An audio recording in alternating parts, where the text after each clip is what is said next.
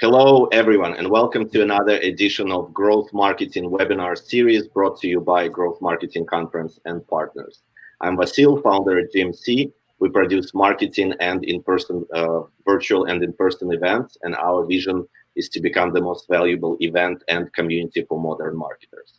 I'm super excited for today's presentation, Mobile User Engagement in 2021, the rise of the super user. This topic is extremely relevant today since the beginning of the lockdown. Remote working apps saw an over 1,000% increase in downloads, and 2021 was a huge year for gaming, ad tech, and fitness apps. And I'm very excited to introduce Dave Daba, who will be our moderator for today's panel. He's a Chief Marketing Officer at CleverTap. CleverTap is your complete omni-channel customer engagement and user retention platform used by some of the top brands in the world, including Disney, Domino Pizza, Sony, and many others. Dave recently joined the team as a Chief Marketing Officer, bringing a proven track record, driving rapid growth and significant brand recognition for both startups and public companies. Without further ado, Dave, I'll pass it on to you to introduce the panel. Please take it away. Great. Thanks so much, Vasil. So we've put together what I think is going to be a great webinar for everybody today that's really designed to provide you some valuable insights into mobile user adoption and engagement. Specifically on today's webinar, we are actually going to hone in on a new mobile app industry term called the super user. Now, being based here in the Silicon Valley, we're always coming up with new user terms, but this specific term, the super user, is a very interesting term that basically comes out of CRM marketing and database marketing and is now moving into the mobile marketing community. And it's an absolutely important facet of how mobile app companies are going to grow their business, specifically in 2021 and 2022. Now, we've got two absolutely fantastic industry leaders here today who are heavily involved in the growth of this industry, and specifically heavily involved in the growth of the mobile gaming industry. From Statement Games, we have Jonathan Lynn, who is the company's co-founder and head of product and strategy. And from AppsFlyer, we have Brian Murphy, who's the company's head of gaming. So before we dive into the meat of today's webinar, let's get to know our guests a little bit. Brian, why don't you tell us a little bit about yourself and AppsFlyer? Sure. Thanks, Dave. Thanks for the introduction, Vasil, too. My name is Brian Murphy, and I'm head of gaming for AppsFlyer. And I lead a large team of sales, product, marketing folks in the vertical of games, primarily in North America. And we sell directly to the vertical and try to grow the business in the games category across not just the US and Canada, but across the globe. And AppsFlyer, I've been with the company for about 16 months, although I've known them since probably 2012. And AppsFlyer is an attribution platform that helps you optimize and give data to app developers and primarily gaming developers in this case to try and optimize marketing campaigns to promote ROAS and return on investment in ad spend. And we develop technology as well as data to prove out an app developer's marketing campaigns so they ensure profitability and growth of their applications. Great. Thanks, Brian. Now let's go ahead and pass it over to Jonathan Lynn, who is at Statement Games. Jonathan, one of the cooler new apps I've had a chance to play around with. Why don't you tell us about yourself and your company? Thank you, Dave. CleverTap and AppsFlyer for having me here today. I appreciate the opportunity to come and join in the conversation. My name is Jonathan Lynn. I'm the co-founder, head of product and strategy for a daily fantasy sports company called Statement Games. We're early stage. We're an omni-channel gaming platform that's free to play, front-ended by live sports events, and we're back-ended by data analytics and behavioral targeting. So we leverage a lot of the tools like apps, flyers, and CleverTaps, and all the cool features and products to drive things like user engagement, retention, LTV, ROI, and all that other stuff that we'll be talking about today. So glad to be here. Fantastic. Okay, so those are our panelists for today's big show.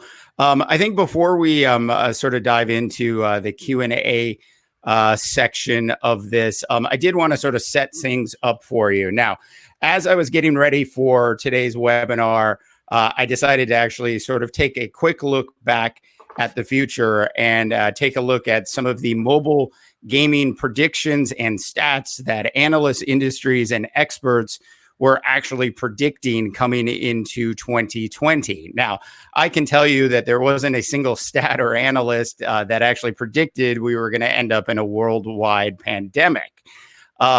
Anyways, to start off the year, there was an estimated 2.2 billion gamers worldwide, which is an absolutely huge number. Now, when we take a look at the United States, there's an estimated 203 million mobile user gamers in the industry, which is an absolutely huge number when you actually consider how many people actually live in North America. I mean, and the answer to that is just over 330 million.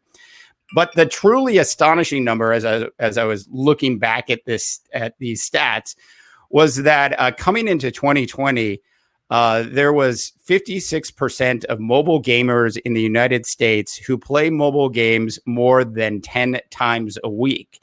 And so what that stat actually tells us is that once a type of mobile experience is adopted by a user, they will continue to stay connected to that experience in some way. Now, you can certainly say the same thing about other industries, such as e-commerce. Obviously, I can tell you right now that my wife and kids are addicted to TikTok and are constantly trying to get their dad and husband to do funny things on TikTok. So as we started sort of getting into this year, and as COVID began to shut down countries really one by one, most of the trends that we actually witnessed in 2020 actually started to really dramatically accelerate, specifically talking about the mobile gaming space in this case. And if you sort of take a look at the overall industry as a whole, my kids are a perfect example of this. None of them had actually ever heard of Zoom before. Now they do at least 4 Zoom calls a day, and that's just for school, not to mention the Zoom parties that my teenagers are now having as well. Personally, I haven't even been to a grocery store in 6 months at this point, which is an absolutely fantastic thing if you know anything about me and my dislike of walking into a grocery store. So the whole thing has changed. I mean, literally when I'm on calls with my colleagues, and hopefully they're not actually going to watch this or hear this, I can literally sit there on my mobile device and order up a week's worth of food. The bottom line here is that COVID has done more than accelerate the growth in the mobile space. It has actually changed it forever. So when we talk about mobile games and streaming content and video conferencing appearing in more and more mobile apps today, users are certainly becoming more reliant on the use of their mobile apps, which has led to this brand new invention of this term that we're talking about today, the super user. Now, I think really the best way for us to truly understand this term and these industry trends is to actually hear from our experts. So, Jonathan, the first big question I have for you, it's absolutely obvious that the lockdown has affected customer behavior as, people were sort of forced to stay home. I'm sort of curious, what kind of trends are you seeing from your users since COVID started back in March? Well, it's interesting because games is not just a gaming platform, but we're front-ended by sports, right? So we got hit in multiple ways, good and bad, right? So obviously COVID hit March, sports disappeared. I mean, literally wiped out off the face of the earth for an unknown amount of time, right? People were worried about what's going to happen to their players, what's going to happen to the season. So there was a lack of events. I mean, we were throwing up content up there that were, and sorry if you guys get offended, but we did a Nathan's hot dog eating contest in July. And that may not be a sport, although some people say it. But people flocked to it and they said, we are dying for some content. So they enjoyed the game and they played it, and they referred their friends and family. But as you know, in March, sports kind of disappeared. But now that sports is kind of coming back, and we have a couple of kind of leagues in play, we're seeing some really massive upside. The key to it was that we continued to send out messages, push notifications, email campaigns, and that kind of brought everyone back. They knew that sports was back, but they didn't know if Statement Games was back, right? Or if we were still continuing to do games. So a couple of interesting trends were people weren't coming to the platform a couple times a week. They were coming into the platform a couple times a day. They weren't just playing one or two games. They were playing multiple games, and our referral network went up, as well as private games went up. People can play public tournaments in our lobby, but they can also play private games. And they started inviting their friends and family and colleagues because they had so much more time on their hands. They were craving content, especially sports, during that time. So again, we're seeing a high penetration of usage, people staying on the site or on the apps a lot longer. We're seeing user engagement numbers go up. And then, of course, we're seeing a lot of people reacting to the push and in-app notifications, all driving retention, LTV, open rates, engagements, and things like that. So certainly we're seeing a much higher app stickiness right now, now that sports are back. Yeah. I think one of the funniest things I saw sort of early on in from a sports perspective during this pandemic was the National Basketball Association's attempt to bring the child's game of horse to us and create a horse competition between NBA and WNBA players, utilizing video. And Zoom, from people's houses. It was absolutely fascinating. Hey, so Brian, on sort of your side of the fence, I know you work with just a ton of game publishers. What sort of changes are you seeing from those publishers from your perspective? From at the beginning of the COVID lockdown? Yeah. Good question. It's interesting. Some of the data that we've publicly announced at AppsFlyer is quite relevant just with the amount of scale that we've developed over a number of years. And some interesting things is year over year from 2019 to 2020, gaming apps found an increase of installs of about 45%. So that's a pretty dramatic increase for a year. The other interesting statistic is that in-app purchase revenue rose by about 25% over the same period. So that's obviously a great statistic for an app publisher in games to kind of track and follow as an indicator of success. And I was a little shocked that I wasn't shocked by the amount of installs growth, but I was a little shocked by the IAP growth. And the interesting thing is there was an inflection point right around the time that COVID hit and the lockdown really started. And we'll say that's sometime around, February to March. I think, I don't have the exact date, but like in the mid-March, the inflection point showed that there was an increase in IAP revenue and a decrease in in-app ad revenue. which is a little bit kind of, I would have thought that would have been diametrically opposite, actually. Whereby the assumption is that economically there was a recessionary period that we underwent right away, and are still ultimately still in this period. But the actual spenders of these applications have gone up in games.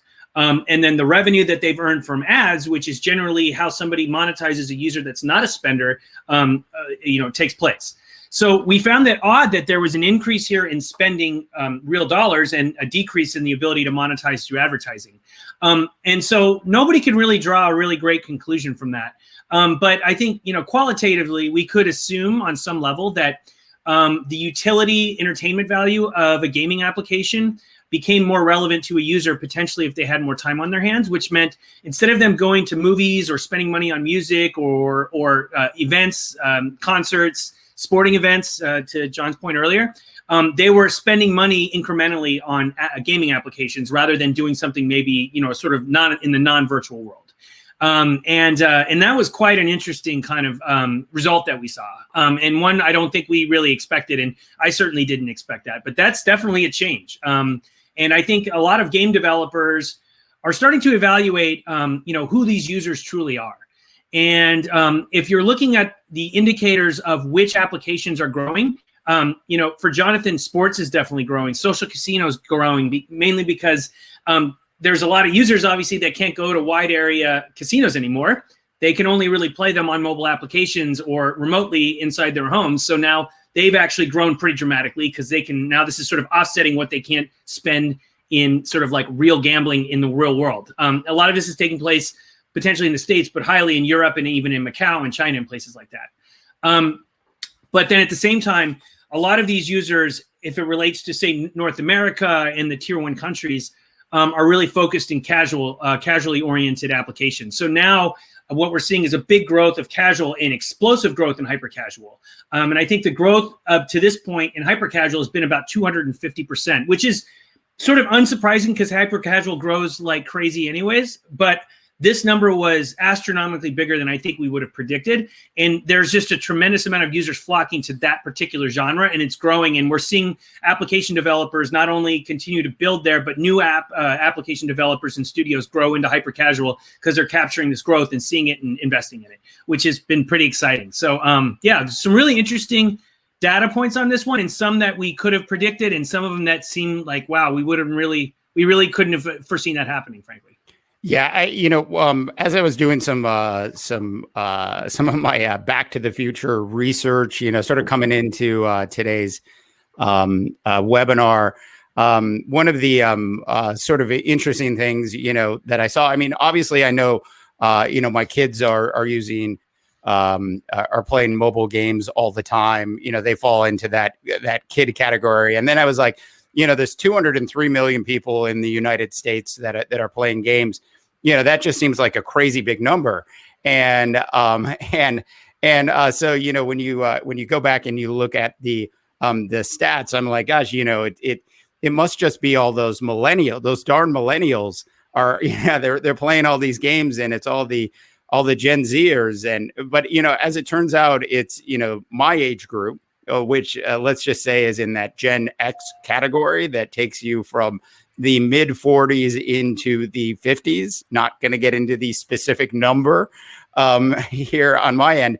But I think, 56% of Gen Xers were actually playing mobile games on a regular basis coming into COVID.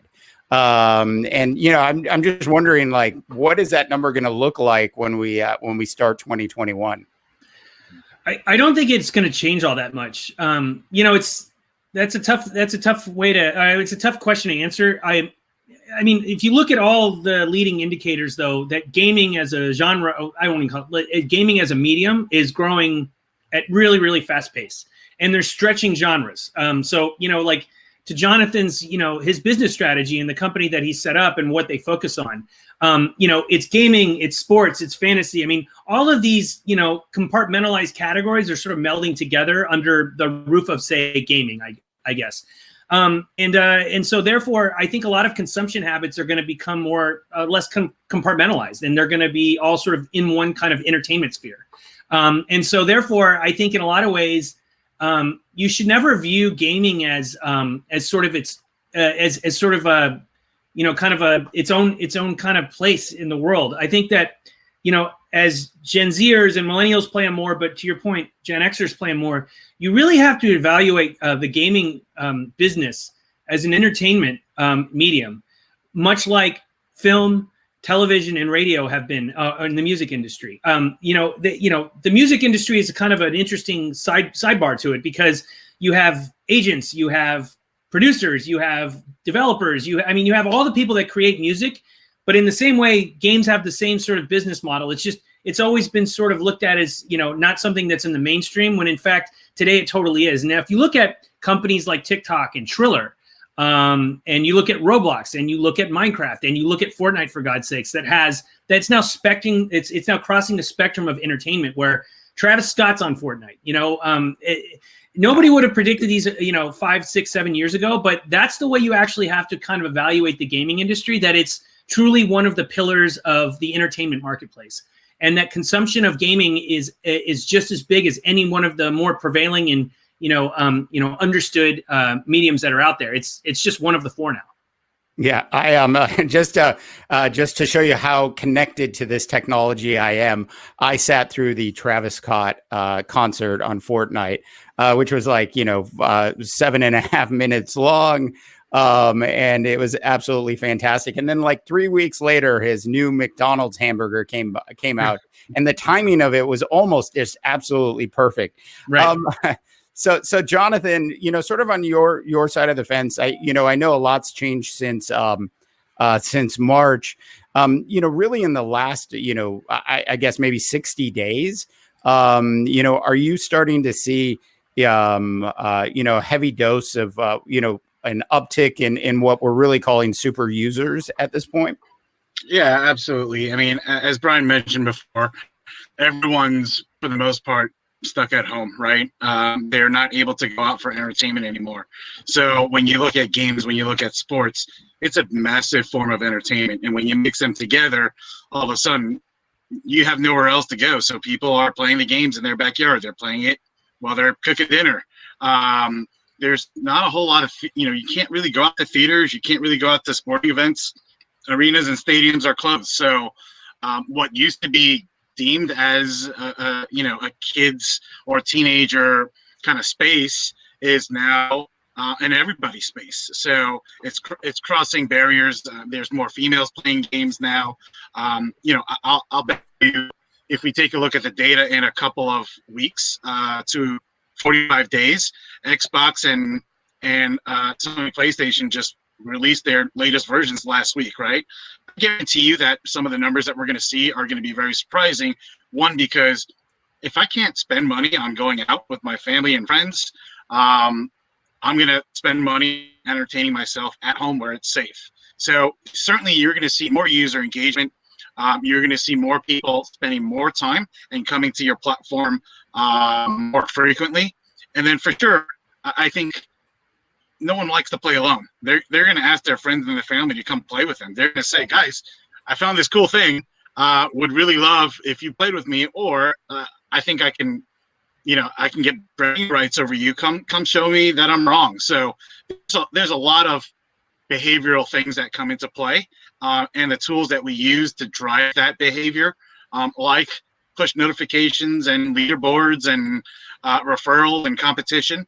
That's all part of the journey that we want to take our subscribers through, so that they come more than a handful of times a week, and they're coming multiple a day.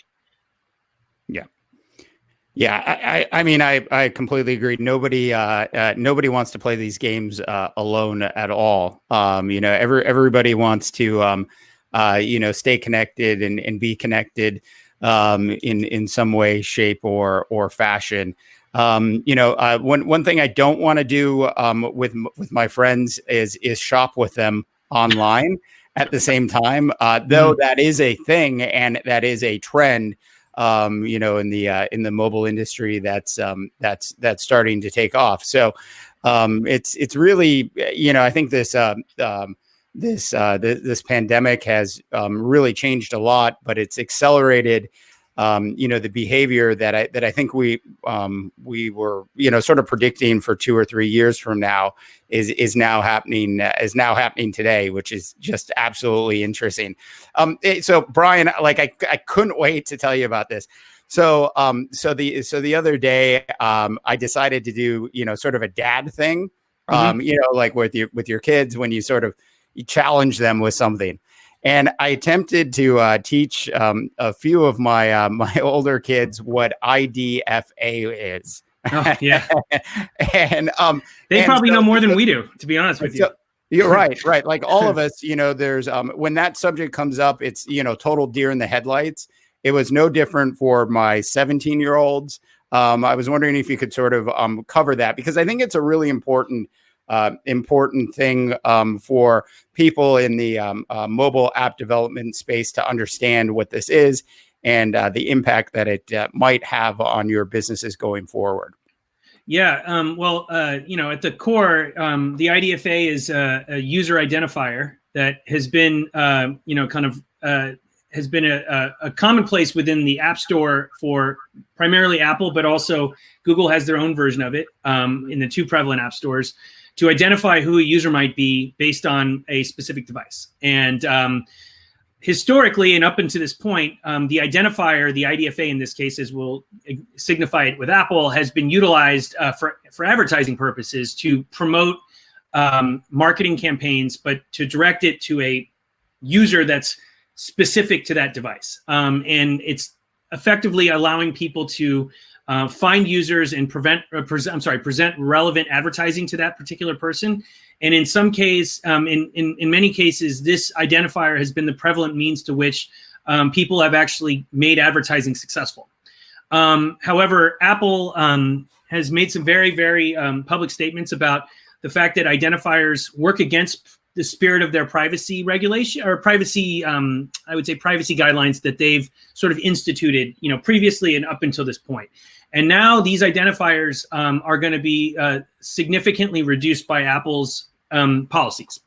And there's a couple of ways to look at it. That number one, there's a lot of good reasons for it, because we do need to protect user privacy, and it's really important. And Apple's taken a very public stance, and we all sort of applaud them for taking a stance into protecting users' security and privacy, and letting them take part of the mobile ecosystem without compromising their own personal information. I think everybody can agree that's a good thing.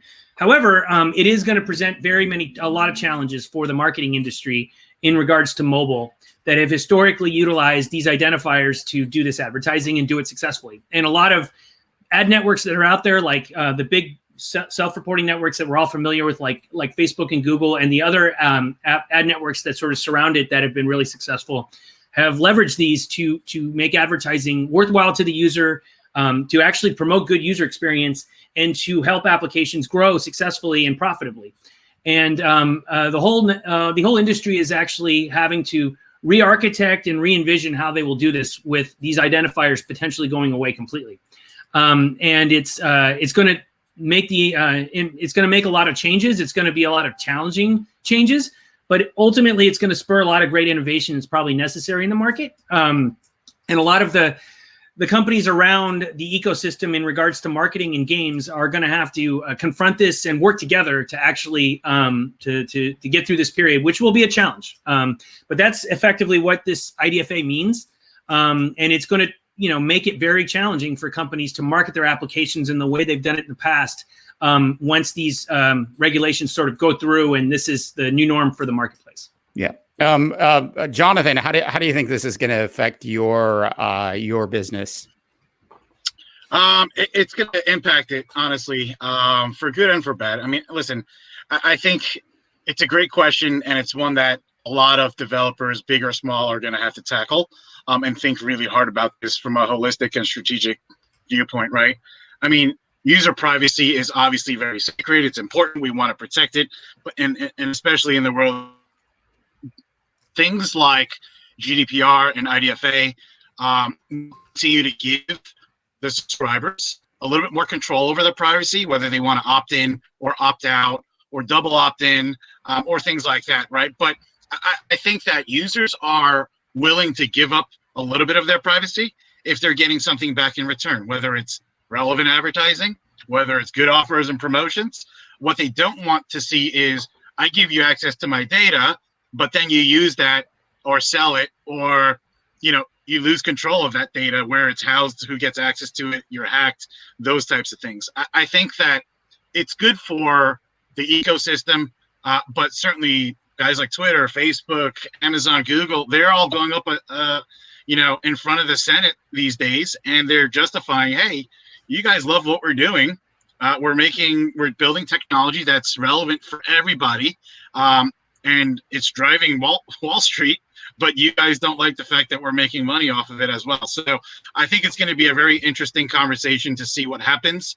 I think that people who are trying to regulate it may not fully understand it, but I do think that there are things that we can do to protect privacy, but at the same time still evolve the ecosystem so that guys like Facebook, Amazon, Google, and small guys like us will be able to continue to leverage data to hyper target or behavioral target our subscribers with things that make sense for them and that's relevant for them, right?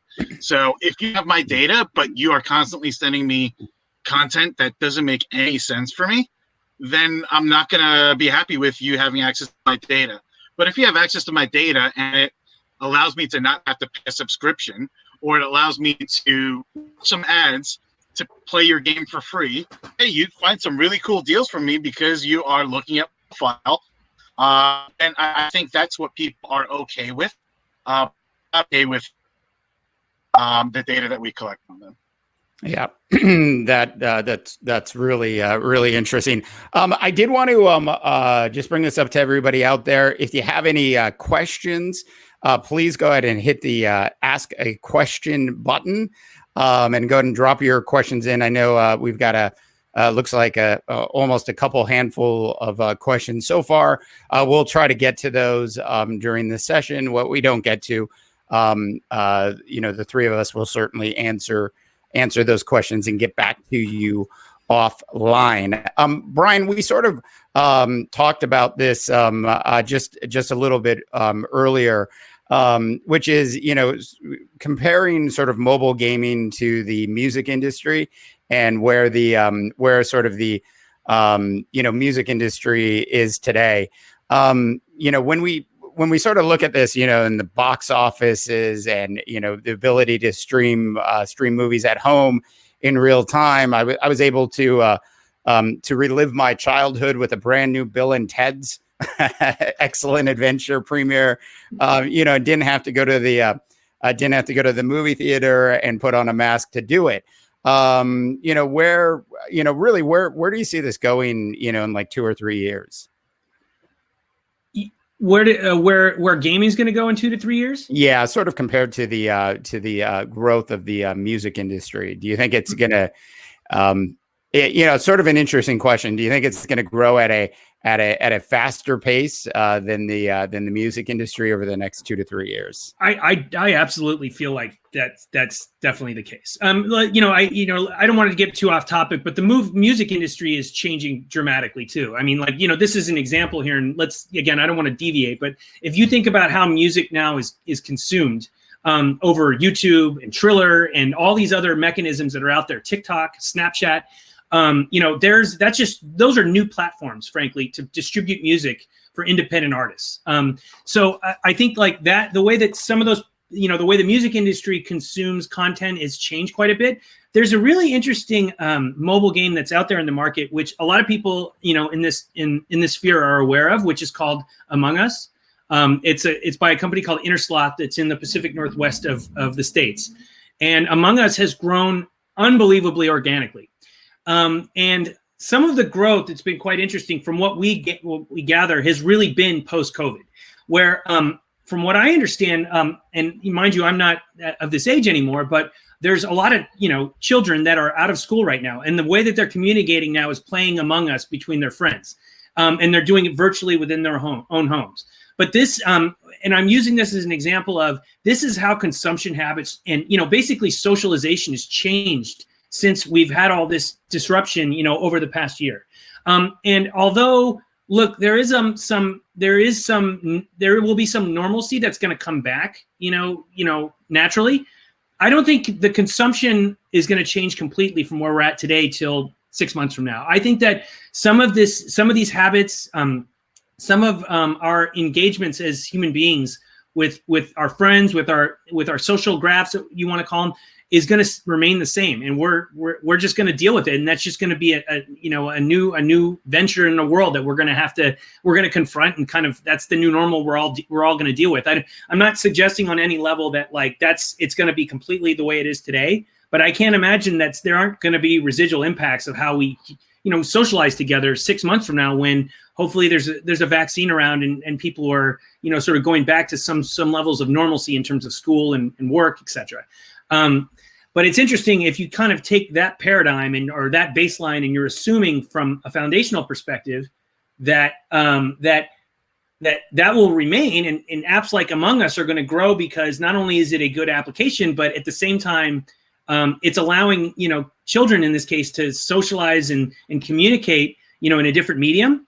Then I can't imagine that apps like Among Us aren't going to grow in different ways into the future, because the consumption habits are not going to change all that dramatically. And so I think, if you look at games and the question is it going to continue to grow to the same level of that it has up until this point? I would say absolutely. I just don't see how games aren't going to be a medium at the end of the day, and also a communication platform the way that it is now, and it won't continue to grow in that direction. When you look at companies like Discord and others that have built their entire platforms around communicating around this one medium.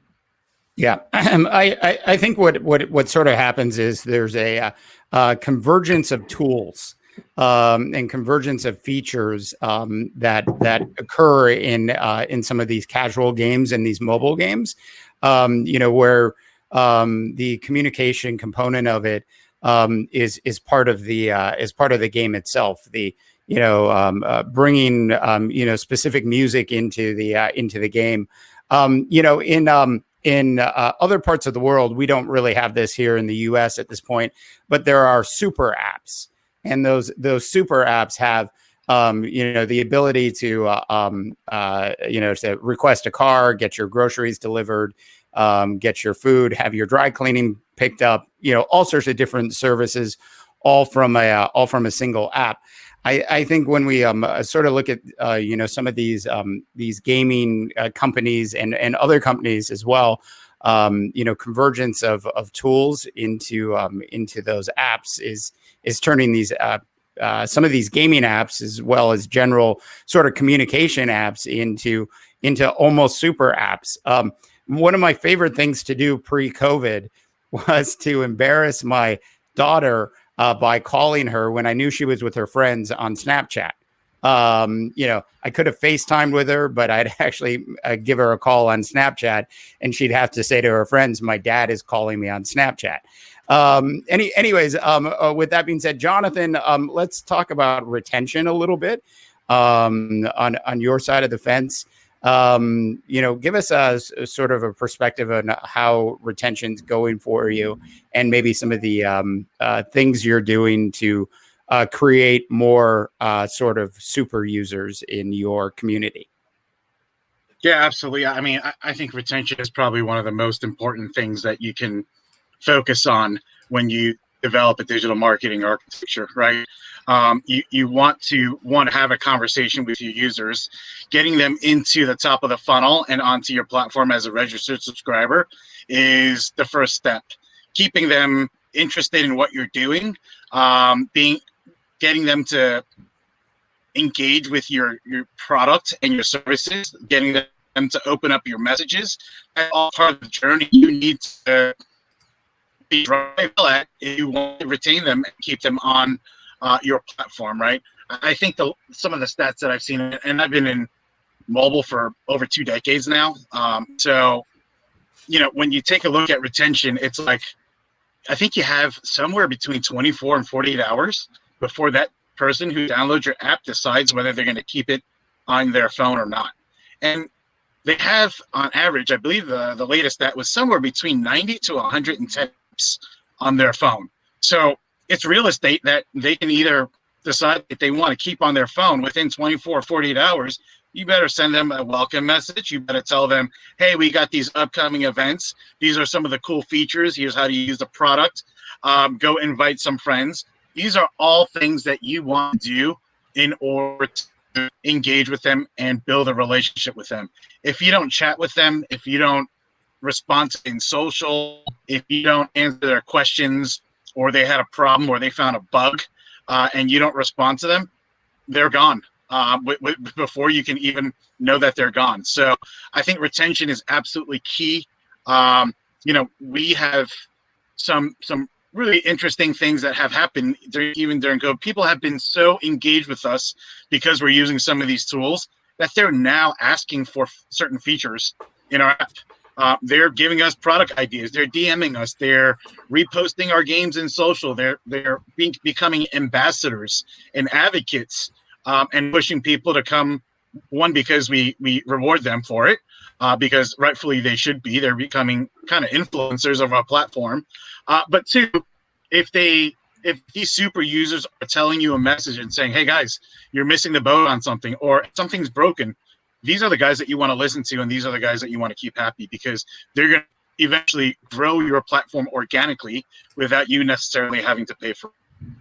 Yeah. I think that is, absolutely accurate. One of the things about super users is it's essentially really, and I've been doing this for 20 plus years now. It's essentially database marketing in real time, and so what that really means is you've got your list of known super users that you can see, and then it turns into, if you will, sort of a game within a game. Which is you've got your casual users, you've got your people who only showed up once, and the question is, how do you move along, casual users into super users? And so the first thing, that I just want to say about that is it's just the answers are in the data. So you have to sort of understand the data, and there's a lot of companies out there that can sort of help do this for you in real time, which is really sort of the advantage of database marketing in sort of this mobile environment. You can use the technology to create new super users as you go, which I think is a huge thing. Brian, I've got a question for you from the audience. Are you ready? Sure. Okay. So which categories are acing the game in terms of user retention in 2020? And are they expected to grow more faster in the coming 5 years? Good question. I think there's a few genres that have really succeeded, I think, just recently, since this all started. And I'm going to go back and say hyper casual is definitely retaining users and doing a much better job at it. Casual. But the ones that are really, really doing well is social casino. They've really mastered who their best users are and are using tools like a CleverTap or other engagement tools, and frankly, retargeting advertising in a really, really meaningful way to bring back the valuable users. So retention for them, to me, has done very, very well. I would say that the hardcore business, I don't see as much success there. I'm not saying they're unsuccessful, but we are seeing some of the methodologies from some of the more casual-oriented titles really succeed in retaining its users more aggressively and more successfully. So I think those genres have done a great job of that, and that's really kind of understanding your users and having the right tool sets in place to re-engage with them from a retention management perspective. So I'm really kind of like seeing those as being the true successes and where the growth is for retaining users to high levels of success. Yeah. Jonathan, any quick opinions on this one? I mean, I think the gaming vertical as well as the sports vertical has really been at the forefront of using data for a long time. We're starting to see a lot of tech come out, and if you look at some of the deal flows that VCs are investing in, and even traditional data companies are investing in, I think we're doing a great job of paving the way of data science, analytics, and digital marketing and attribution and things like that, right? I think you're going to see some different verticals start learning, and you're starting to see it right now, whether it's health tech, ed tech, that are and retail brands that maybe can't open their doors right now or can only do 25% capacity. They need to reach their subscribers somehow. They need to get them to purchase somehow. So they're using the same tools. They're using the same strategies. Maybe it's a different message. But certainly, I think sports and gaming has used retention and a lot of the tools that we're talking about today, whether it's CleverTap, AppsFlyer, and some of these other digital marketing tools, email, etc., to really drive that discussion and keep at the forefront of the relationship that they have with their users. Out of sight, out of mind. So if I don't get a push notification from an app, I'm just going to stumble upon it maybe a week later, a month later. But if I'm getting, hey, look at this deal, or hey, you're nearby a restaurant that you went to 2 months ago, I think those things are relevant and are going to drive behavior, COVID or not. I think people are getting used to getting information to drive them back into apps, as well as keep the relationships that they have with the brands that they touch. Yeah, I could literally spend take 3 or 4 hours and update my apps. I have that many apps on my mobile device at this point, and it's crazy. I thank God there's a search function. I can't find anything, and you put stuff in categories and all this stuff, but it doesn't matter. Hey, Brian, I think we're getting sort of close to the end of our webinar here. I think we're going to run over just a little bit, but lots of questions around fintech and ed tech, and I know a lot of our expertise on this panel are really around gaming, but AppsFlyer covers a swath of it all. What are sort of your thoughts on both ed tech and fintech? It's that we're seeing a lot of growth for both. I mean, that's like not even, I mean, I'm barely even like, that's just, I'm understating a lot there. Fintech applications are exploding. Yeah. I mean, and there's fintech apps I would have never even pictured that are hitting the marketplace beyond the ones we're familiar with, like, Coinbase and Robinhood and whatnot. I mean, there's Chime is growing like crazy. And I mean, we're seeing tremendous growth there. The interesting thing is it's sort of it's also taking into account like how the younger users that are out there, how they value financial services, and just look at it totally differently than the three of us kind of evaluated what a bank account truly is, and how do you invest appropriately? Like, it's just the behavior of them is just so much different. But it's led to this explosive growth of a new industry, and it's really turning financial services on its head. It's interesting. I'll say one thing and I hope I don't prolong this conversation, but one thing about fintech, which is quite interesting, and I think Jonathan might agree with me here, is that the gaming business actually grew from financial services.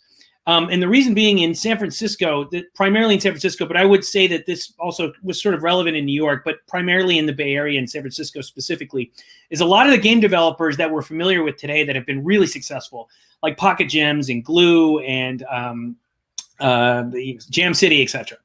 A lot of those marketing analysts, the people that drove the marketing sophistication and the growth of this real data science behind it, all came from the financial services industry, where they were at Bear Stearns and they were at Morgan Stanley and any kind of hedge fund or financial services organization, from years in the past. And they were all obviously highly adept at data science and how they utilize financial models to come out with profitability. And when they got tired of the financial services industry, gaming actually ended up becoming a good fit for them, once they left the financial career. And then they ended up applying some of these methodologies that they utilized to create these really sophisticated models to prove profitable growth from a marketing perspective for these products that hit the consumer marketplace? Well, in a 360-degree fashion, once those people left the gaming industry, a lot of them ended up going to Coinbase, Robinhood, and all the companies we're talking about today. So they've come full circle, where now all of these financial services, marketing folks that are driving the growth of this fintech industry are actually coming from the financial industry 10 to 15 years ago, applied it in gaming, and now it's sort of gamified fintech in some way or another. So quite an interesting kind of like, sidebar to that, or a qualitative story. But fintech is growing like crazy.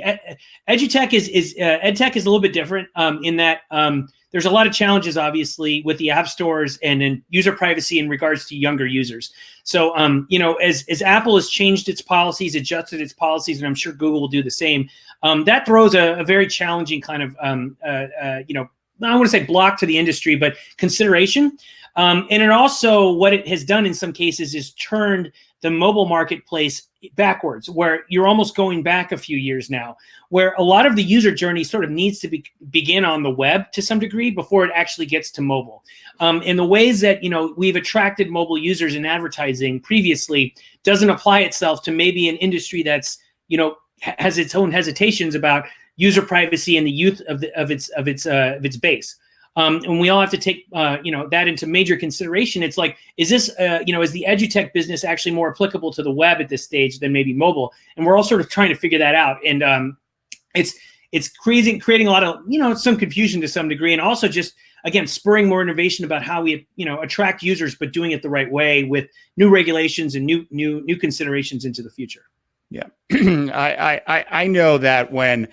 So one of my sons is going to turn 18 coming up in about a week, and by the way, still bought a PS5. So right. That's going to carry on, I think, for at least wait till PS6. Yeah, PS6 exactly. Was that for you or for your son? Was that for you? And or I've got son? a picture of him hugging the box and all that. But like if Robinhood existed when I was 18. I would have, the second I turned 18, it would have been an app I downloaded and started to use. Knowing my kid the way I do, I know that's exactly what's gonna happen with him. It's like the apps, have definitely changed the way the world is working. Jonathan, any final last minute words before we wrap up today's webinar?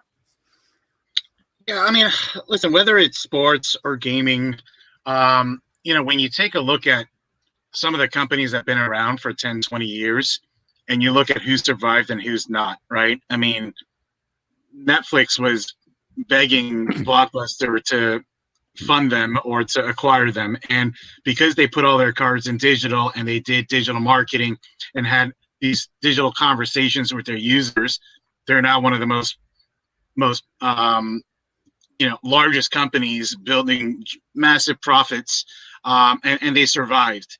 If you take a look at Disney, Zynga, EA, some of these guys who are just using gamification and digital tools to have conversations and build relationships with their subscribers, those are the guys who continue to grow, and those are the guys who continue to retain their subscribers at a very, very loyal environment, right? So I think that it's great for mobile. In my world, every year was the year of mobile. Mobile is here to stay. There's going to be a lot of evolution and changes along the way, including impacted by COVID, ed tech, health tech, how we do business, how we interact with our subscribers. All of that is going to change or evolve in some way, shape, or form. And the ones who really invest in these types of tools and bridge partners with the CleverTaps and the AppsFlyers of the world, I think are going to be the ones who really continue to catapult and reinvent and re-involve. So innovation is going to be amazing for the next couple of years and years to come. Fantastic. Brian, any last couple words? I hear a baby crying. I just want you to know it's not mine. I think at the end of the day, gaming is going to grow dramatically. It's made for mobile now. there's going to be a lot of interesting kind of changes that are going to come to the market, with what we talked about earlier. But I think that it's a way that people are going to, again, communicate and socialize together in ways we wouldn't have envisioned a decade ago. And they're really smart investments because I think, Dave, you kind of suggested like, well, where could this go? And if you look at Facebook and Snapchat, all the areas that they could actually build a larger business from. I think gaming is an interesting interesting location too, because the consumption periods can be so long and meaningful to somebody that they're spending so much time on it. Why couldn't they be payment platforms? Why couldn't they be distribution tools? Why couldn't they be, why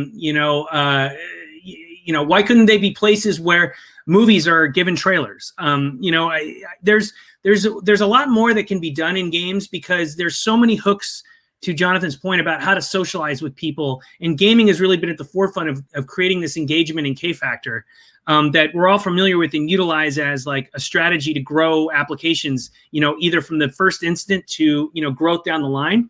That like there's just so many different lines of business that can be aligned to it and grow and see just, tremendous amounts of unseen sort of like innovation that we've never experienced before, that it's going to continue to grow and it's going to get more broad. And as we see companies like Line and WeChat sort of completely broaden what they're doing, they become something beyond what we could have imagined or envisioned earlier. And that's just something to consider, that, games, that's just the tip of the iceberg. That's the jumping off point.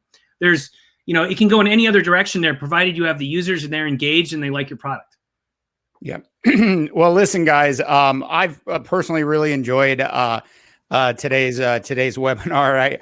I think we could have easily done another hour. We could have done the world's first 2-hour webinar without a break, I think, for sure, because there's just so much to cover in this topic, sort of around what a super user is, how that super user is sort of evolving and changing.